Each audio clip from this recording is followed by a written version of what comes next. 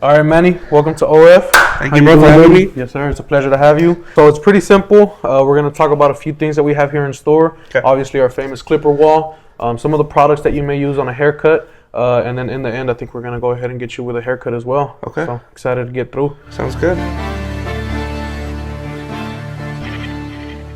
Straight off the rip, off of the clipper wall, what are some things that you see that you like, maybe that's on your station right now or that you used when you first started? Let's talk a little bit about that.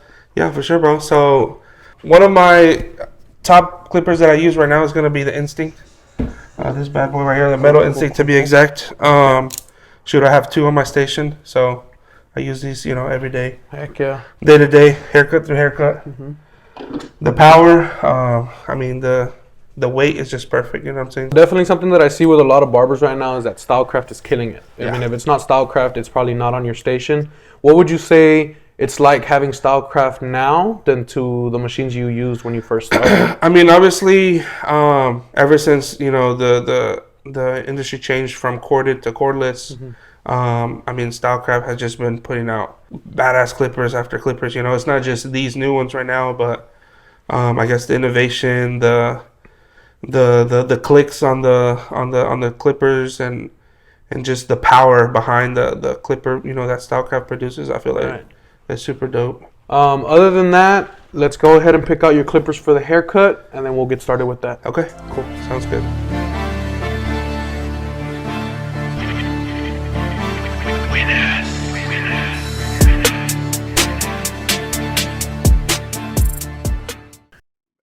All right, Manny. So what haircut are we doing today? I think we'll be working with like a mid drop. I'm gonna kind of go with the flow. I've never cut his hair, so I'm gonna see what his head shape and everything allows me to kind of do. Do you tend to deal with a lot of first-time clients in the shop as well? Not as much. I guess now in my career, 15 years in, I don't deal with as much as new client as I used to back in the day.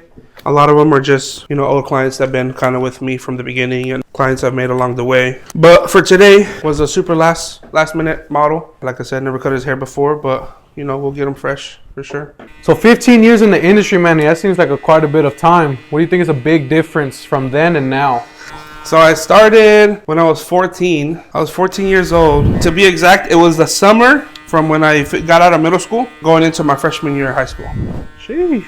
That was when the journey started. But man, the biggest difference I feel like from back then to now, I guess the resources of that barbers nowadays have in regards to becoming a barber compared to when I started. There was not many barbers, I guess, on YouTube, or not at least not as many as there is now. And then obviously is the machinery. When I started, I was cutting with corded clippers still, and now it's just obviously everything has gone cordless. To kind of sum it up, the innovation of the machines, the resources that the new barbers now nowadays to be able to learn how to cut hair in a shorter period, I feel like is a big difference compared to when I started. So one of the things you talked about was YouTube and the resources that barbers nowadays have. Who would you say are some of your inspirations from when you first started cutting? Or did you watch anybody that kind of helped spark that drive in you? Maybe I wasn't aware of the people that were around, but I feel like most of the people that were an inspiration to me were just local barbers in my city that I was getting haircuts from and stuff like that. One of my first haircuts from a barber was from Lowe's Cuts in Round Rock. And then after Lowe's, I met Ruben. Me and Ruben, we go way back. I've learned a lot from him. Even got to work alongside Ruben for a while. But I feel like those two were kind of like one of the reasons maybe why I started cutting hair, I still have the picture. Remember when we went and did the tag team called Rub Their Wrist? Yeah, I got That's the first competition we did. See, bro. Too, right? Yeah, we thought we got first, bro. We didn't even get top 3. Speaking of competitions, we have a Connecticut Barber Expo winner. Can you speak a little bit about your experience with that, being the biggest barber industry show? 2022, I think. 2022, 2023. I was able to attend CT Barber Expo.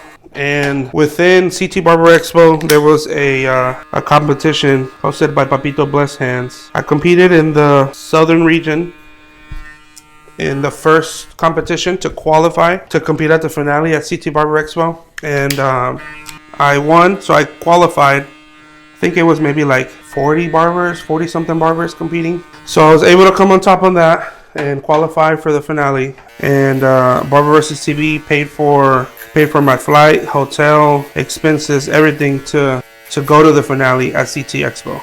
So we moved forward a little bit to the finale, and there's a winner from every region, and then ended up taking the whole thing.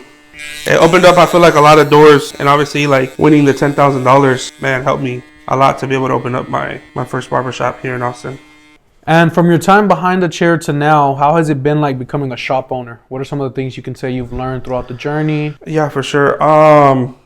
So I would say on the other side, as a shop owner, some of the things that I've learned, or one of the most important things that I've learned, it's not always just about the money. After many years of cutting hair, obviously you learn what works, what doesn't work, what works better. So being able to have an environment where they feel comfortable, to where they can learn from you, ask questions, and not just in cutting hair, but maybe in the business aspect of the industry, or even just in life, and just having an environment where you're just not wanting to collect rent, So just being able to have that trust between you and the barbers, and just being comfortable and coming up to you and asking you how they can grow, maybe be shop owners one day, or have good management skills to be able to run a shop, or whatever the case is.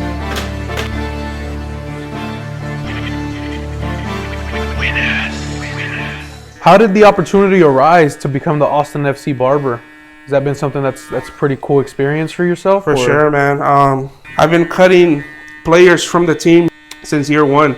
Right now, if I'm not mistaken, it's year 5, and I've been a part of their own legacy and being able to keep the players fresh for every home and away haircut. And it's just super dope because soccer is my favorite sport. The sport that I grew up playing my whole life, played through college, and it's just like I said, going back to just cutting hair, the opportunities that just cutting hair has brought to me is just amazing. And when the team got created, I had a player hit me up through Instagram. Shout out to the best goalkeeper in the MLS, Brad Stuver. He was the first one that hit me up, the first one that got a haircut with me. Next thing you know, the rest of his teammates would ask him who cut his hair or whatever, and my name kind of got around.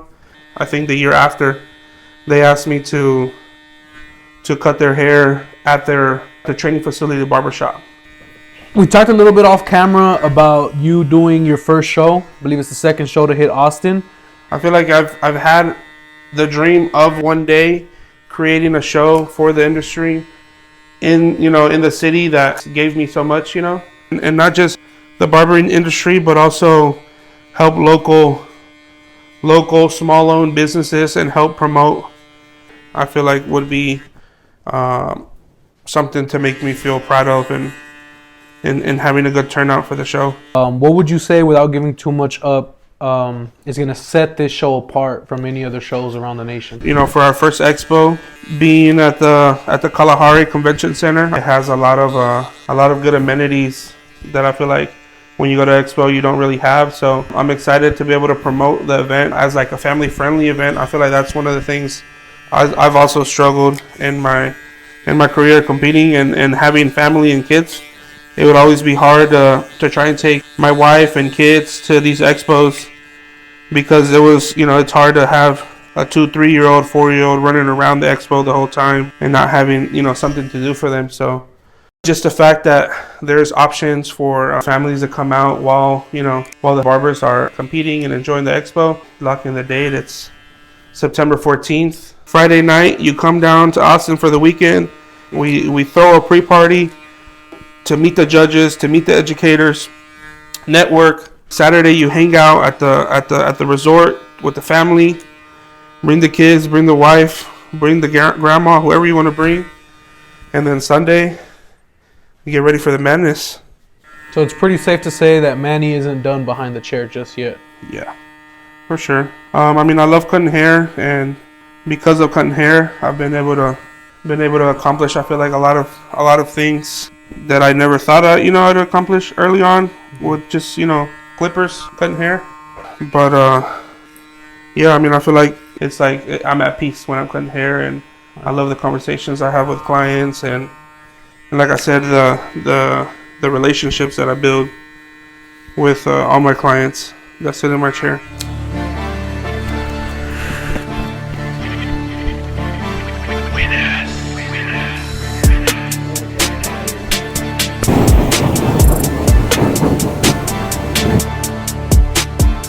All right, Manny. Well, appreciate your time here. I hope you enjoyed it. Any final shout outs that you'd like to give out? Yeah, so first and foremost, shout out to All Supply for having me today. It was super dope to do something like this.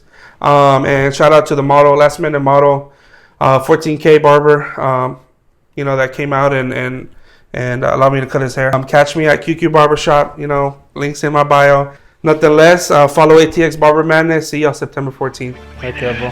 Peace.